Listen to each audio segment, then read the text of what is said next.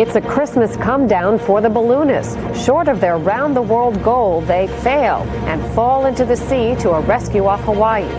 Winter weather plays the Grinch that stole the Christmas lights as the power goes out down south. And a gifted athlete finds a way to give back to a new generation of hoop dreamers. This is the CBS Evening News with Dan Rather. Merry Christmas and good evening. Dan's off tonight. I'm Cheryl Atkinson. A Christmas Day letdown and touchdown for the three balloonists who had hoped to make it around the world non-stop. Instead, their balloon dropped out of the high-altitude jet stream, hit the Pacific waters off Hawaii, and skimmed and skipped to a stop. The Coast Guard had to rescue them. Richard Roth reports. Out of wind and out of luck, they skidded to a touchdown at sea 10 miles from Hawaii, then came back to land the new-fashioned way. Coast Guard helicopters brought British tycoon Richard Branson, American Steve Fawcett, and their Swedish co-pilot to Oahu, safe but disappointingly short of their goal. We should have landed in England on the 26th, the 27th, but it wasn't to be, and whether there'll be another time, we'll have to sort of think about it in the sober light of day. Has the balloon in sight. He's over the Sea of Japan. During a 7-day flight over more than 8,000 miles, the hot air balloon dodged hazards that ranged from a Mediterranean storm to the bombing raid over Iraq. Branson, Fawcett, and Swedish balloonist Per Lindström negotiated their way through restricted Chinese airspace and enjoyed a Christmas dessert as they crossed the international date line high above the Pacific. Then they met a challenge they couldn't match. Well, it went from complete exhilaration, having had the most magnificent trip across the Himalayas, to one of, I suppose, utter desperation. They couldn't beat the weather, a layer of low pressure that put the brakes on their race along the jet stream, a stall that would have exhausted fuel and other supplies. Branson described it in a message read by his ground support manager in London. It has been like hitting up against a solid brick wall. All day and all night we battle to get through it. Our weather team says that it will take us a week to get through if we're lucky. It's part of what makes the challenge so seductive to at least 7 other rivals for the round-the-world balloon record, now waiting to test their luck. Because it won't be just money or daring or high-tech skills that determine who does it first. It'll also depend on the weather. Richard Roth, CBS News, London. Well, the Christmas Day weather on the U.S. mainland was cold and colder in wide sections of the country. In the southeast, ice and sleet left hundreds of thousands of people without lights and heat, as Vince Gonzalez reports. Across the south, Christmas's silent night was followed by a dark day. Tree limbs weighed down by a fresh layer of thick ice snapped power lines from Virginia to Alabama. Thousands of families awoke Christmas morning to find they had no heat and no electricity. As I told the kids we wouldn't open presents until we had light. Here in Southern California, temperatures are on the rise, hitting 70 degrees in some areas. But it's too little, much too late for California's citrus growers. They face a deepening crisis. Doesn't look good. More than a third of this year's crop could be gone, costing farmers $500 million. That's bad news for workers.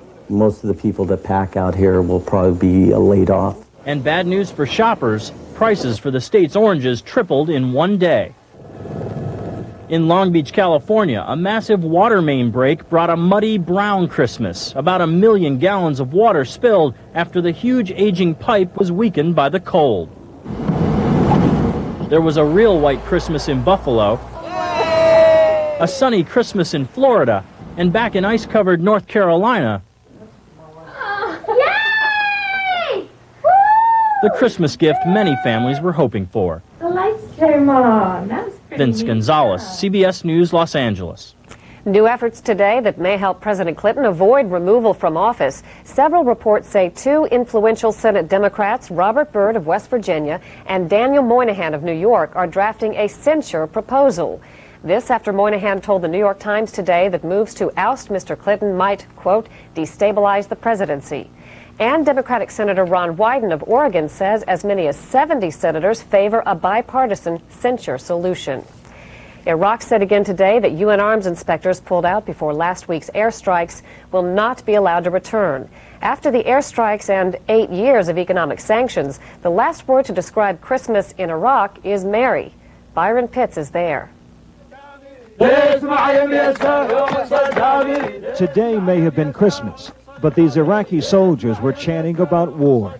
They took a group of Iraqi journalists to a remote area near Basra to show what they called evidence of a U.S. missile attack this week, a claim the Pentagon denies. In his Christmas address to the nation, Iraqi President Saddam Hussein called America and Britain, quote, the enemies of God. He appeared on Iraqi TV earlier today, smiling like a man without a worry. Tonight, what remains of the well-heeled in Baghdad sip champagne for Christmas. But these kinds of celebrations are few and far between. For the masses, Christmas Day, like every day in Iraq, was difficult, even desperate. People forced to sell their belongings just to make ends meet. Whether books, whether antiques, whether clothes even. People are selling them? Yes. Because of the sanctions? Yeah, because they have no revenue. Issa Muhammad is a retired clerk. He does not blame the UN economic sanctions on Saddam Hussein's refusal to do away with his weapons of mass destruction. In Baghdad, it's safer to blame Washington. President Clinton says he has nothing against the Iraqi people. It's the Iraqi leadership. See, this is the trouble with, he is not here. He is not seeing what the Iraqi people are suffering from. So in a church in East Baghdad, Christian Iraqis sang ancient songs in the same language once uttered by Christ. The faithful here have always celebrated Christmas, but tonight most can remember the last time they enjoyed it. Byron Pitts, CBS News, Baghdad. Still to come on the CBS Evening News, a call to arms from an accused master of terror, a message of peace from the Pope, and the fruits of a papal pilgrimage as Christmas returns to Cuba.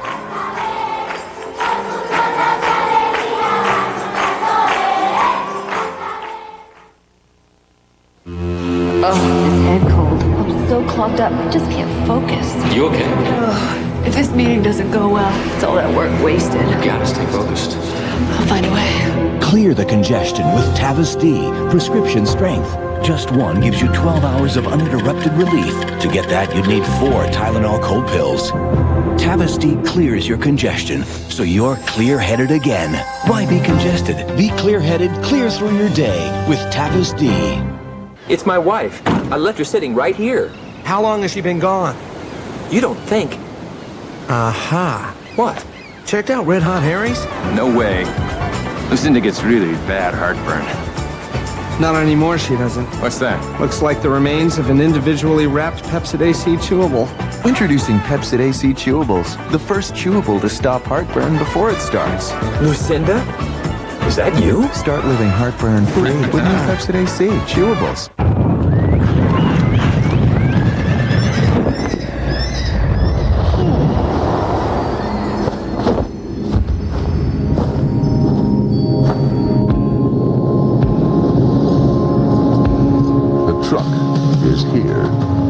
Introducing the new Silverado. It's bigger. It's more powerful. It's the truck from Chevrolet.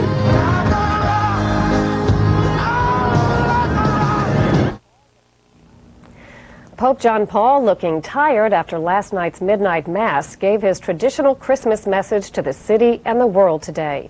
From the balcony of St. Peter's, the Pope urged worldwide abolition of the death penalty and prayed for peace in what he called the tormented Middle East.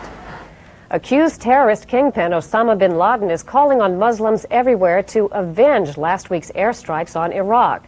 A London-based Arabic-language newspaper quotes the Saudi exile as urging Muslims to confront and kill Americans and Britons. Bin Laden again denied involvement in the East Africa U.S. Embassy bombings, but said he supports those responsible. With fighting between Serbs and ethnic Albanians escalating again in Kosovo, the American head of the International Peace Monitor said today he's worried for their safety. But William Walker said he's not about to withdraw the monitors from the Serb province. In nearby Bosnia this Christmas, U.S. troops are thinking of home and doing their duty, as we hear from Jose Diaz-Balart.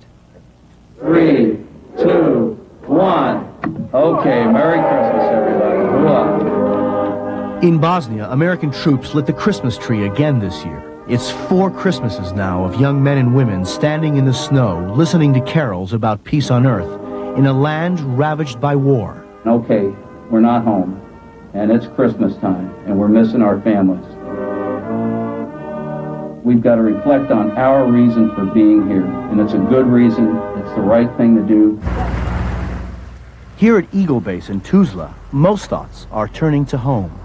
And every year my family goes out. It's tradition to go and we go pick out a tree, cut it down and everything, and I didn't get to do that this year.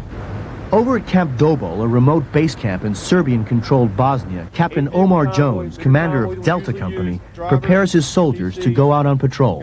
A kid comes up and we're downtown Srebrenica. You want to say hello? How do you say hi to a kid? Taima. Taima, there you go. Despite the combat helmets, flak vests, and M16s, the purpose of this mission is to win the hearts and minds of the Bosnian children. Who wants a blue one? Outside the base, a landscape littered with the burned-out monuments of a brutal war is a stark reminder to the soldiers of why they are here. Thoughts of Christmas trees and home cooking will have to wait for another time and a better place. How old are you? In Srebrenica, soldiers like Amy Elker find all the explanation they need for why American troops in Bosnia must spend another Christmas away from home. And I just think about everything that they've had to live with, and it just makes me feel like, you know, they have hope from that maybe in their generation when they grow up that there's something better for them because we're here. There's no way to know if a generation from now the gift of at least a temporary peace will help to heal this land so racked with ancient hatred. But the Americans spending their Christmas in Bosnia this year are willing to try. Jose Diaz-Balart, CBS News, Tuzla, Bosnia.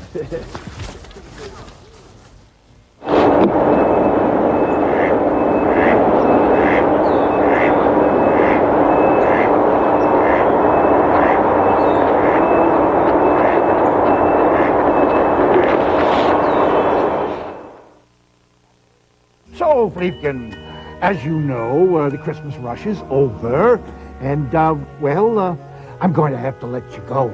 It's the time of year for some serious cutbacks, so we've taken 50% off all Christmas stuff at the Linens and Things Christmas clearance sale.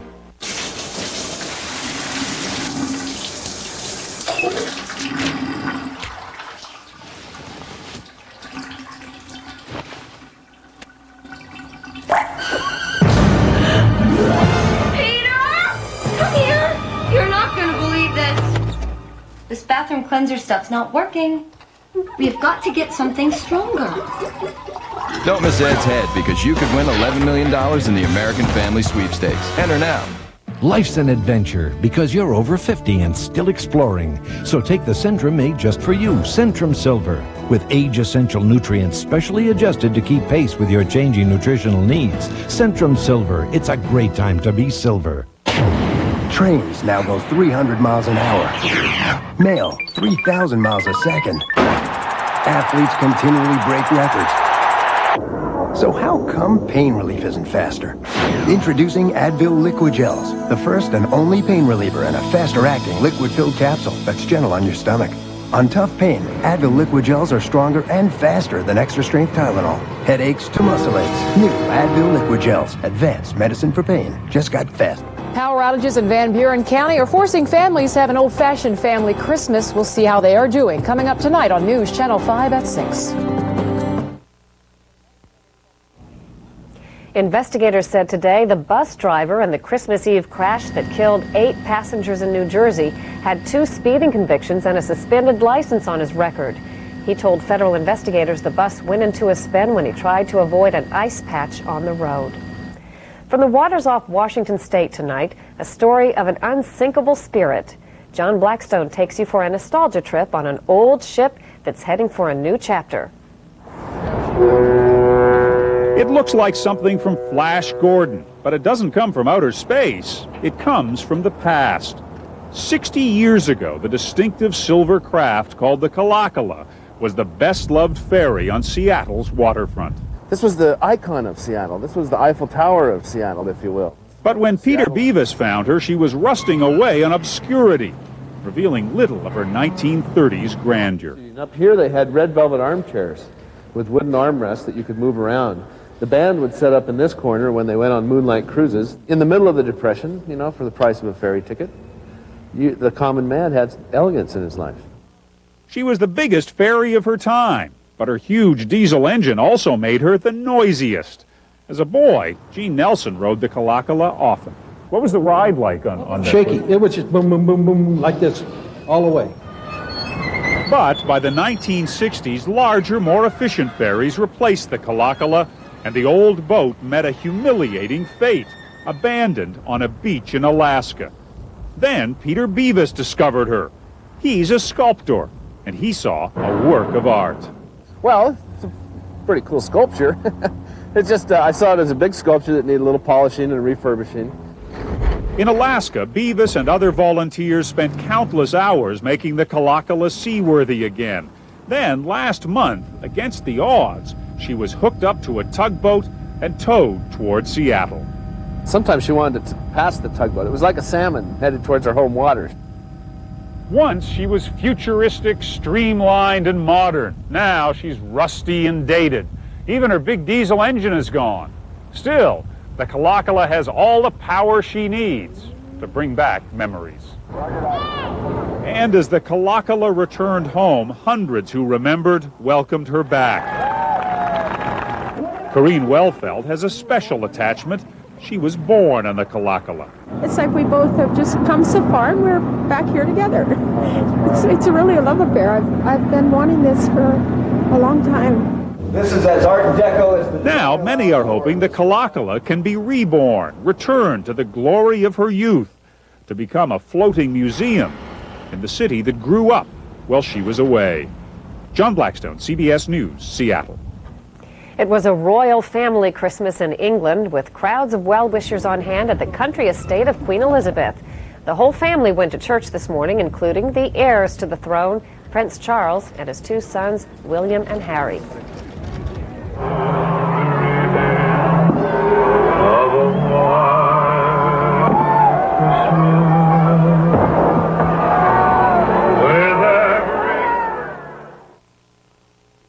It's acid. It burns. It travels up. Like a fire in my chest. A terrible taste in my throat. If heartburn has you by the throat, you may have the toughest heartburn. Acid reflux. For this, doctors recommend Gaviscon. Only regular Gaviscon forms a soothing, protective barrier to help keep stomach acid down, where it belongs. Mylanta can't, Pepcid AC can't. Only Gaviscon can. Better. Relief. Sleep.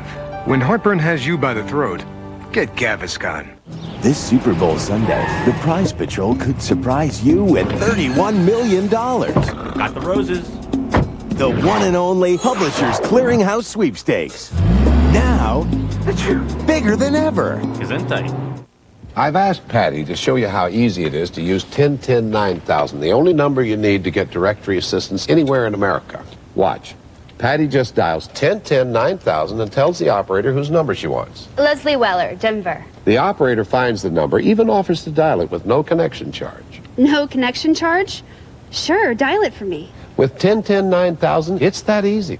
1010-9000, directory assistance for everyone in America.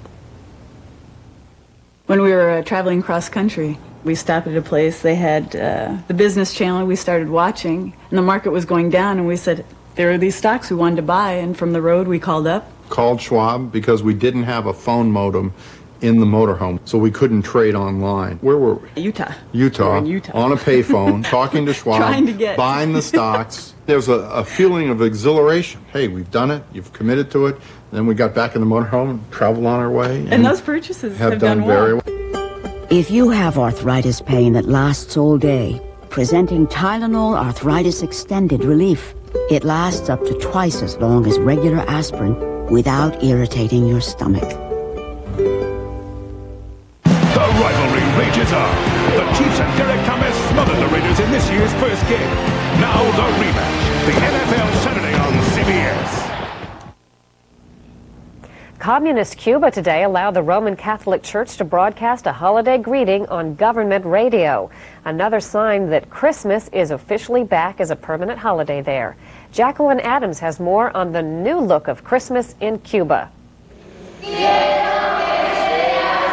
At midnight, Cuban Catholics celebrated the birth of Christ. A political and economic milestone, this act of faith signified the official return of Christmas.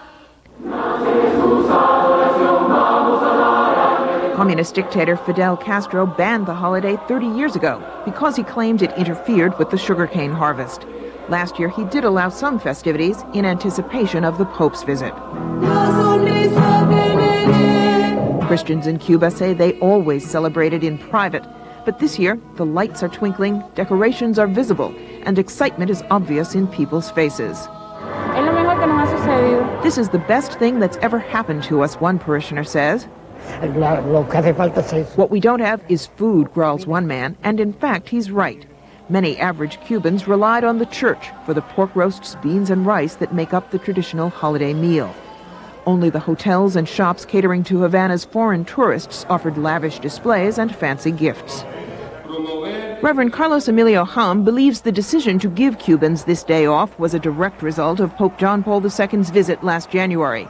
That trip proved valuable for both sides. The Pope did what Fidel Castro wanted him to do by condemning the U.S. embargo, which the Catholic bishops in Cuba have done before.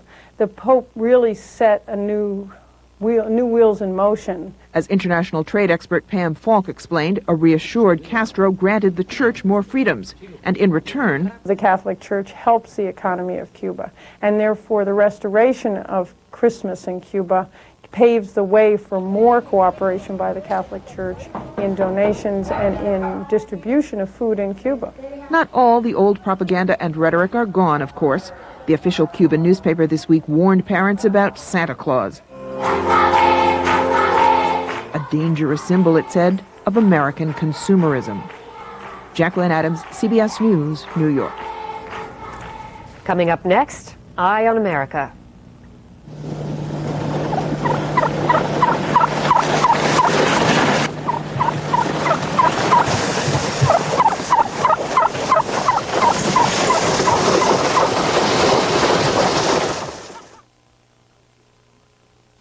Out here, am I supposed to say, slow down, I'm constipated? I don't think so. So I rely on doctor-recommended Metamucil. Works with my body, gently, which is important to a sensitive guy like myself. Hi, I'm David Orrick, and this is the fabulous Windsor Court Hotel, one of the top 20 hotels in the world. They use my amazing 8-pound Oric XL. And now you can use it too, risk-free. So you can take the Oric Challenge. Vacuum your carpet with your present vacuum, then vacuum it again with my 8-pound Oric XL. You'll be amazed at what my Oric XL, even at 8 pounds, picked up. Call for your 15-day home trial. Tile lifting roller brushes whirl at an incredible 6,500 RPMs. Its hypoallergenic top-fill design maintains professional cleaning power all the time. Call, and I'll also send you my Oric Compact Vacuum absolutely free. It's so powerful it'll even pick up a bowling ball. So take the Oric Challenge. If I tried this with a lesser vacuum, I'd have to have my head examined. Call 1-800-454-4700. 1-800-454-4700. All right, but there's one thing everybody in Washington can agree on. That would be? There's more heartburn than ever. And more Republicans. And more burning, more pressure. More pain. Yeah, and it's time someone did more about it, too. Alka-Seltzer does more with more medicines than any antacid or acid blocker. Alka-Seltzer speeds complete relief to your worst heartburn and pain. Yeah, Alka-Seltzer. This country deserves more. You sound like a Democrat. Democrats just promise more. Alka-Seltzer, more complete heartburn relief. This Super Bowl Sunday, the Prize Patrol could surprise you with $31 million. I'll drive. The one and only Publishers Clearinghouse Sweepstakes. Whoa. Now, hello, bigger than ever. I think I'm going to be sick. In the spirit of the season, tonight's Eye on America is about giving. The gift is from a big man with a huge talent and success to match. CBS's Bill Whitaker tells how a legendary master of hoops is helping to make kids' swishes come true. It's wintry cold outside, but inside the Winslow, Arizona High School gym, the action couldn't get much hotter. In yellow, the visiting Alchesay High School Falcons from Arizona's White Mountain Apache Reservation are sweating a nail-biter with perennial rival, the Winslow Bulldogs. At timeout, the team huddles with head coach Raul Mendoza and assistant coach Kareem Abdul-Jabbar. You heard right, The former NBA great is a volunteer high school coach this season. It's not about money or it's not about glory. It's about helping young people's lives.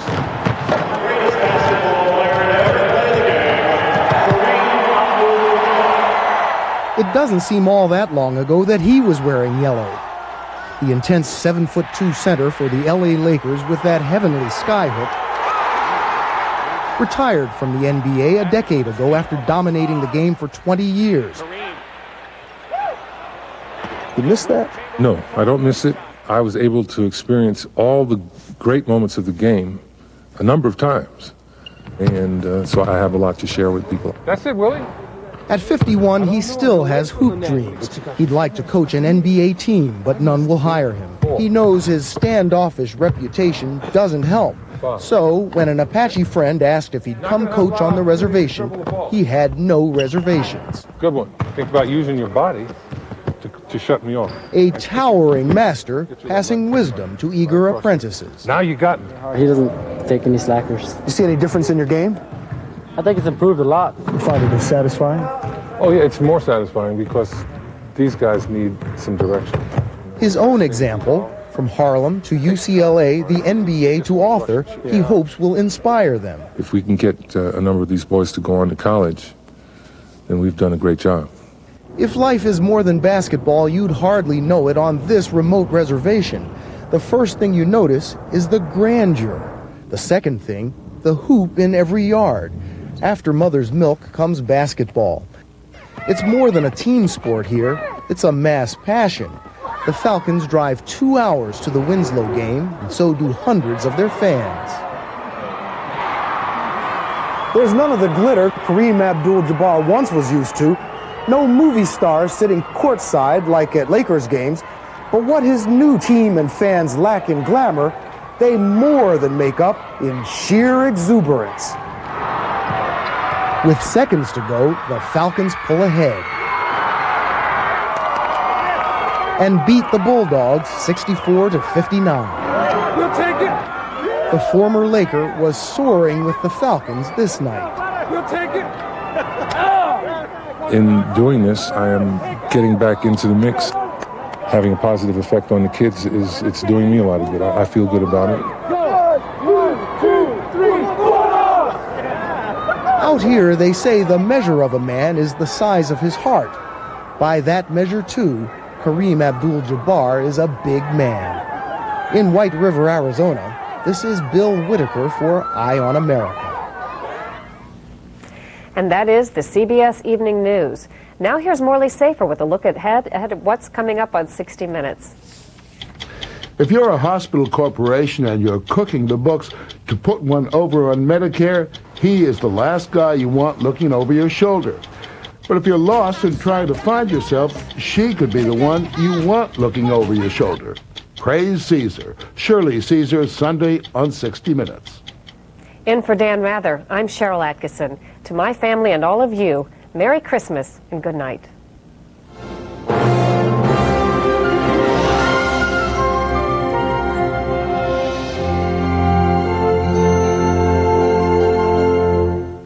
Imagine having to pay 2 fees for 1 trip to the ATM. More and more banks are doing just that. Can this man stop them? The story Monday on the CBS Evening News.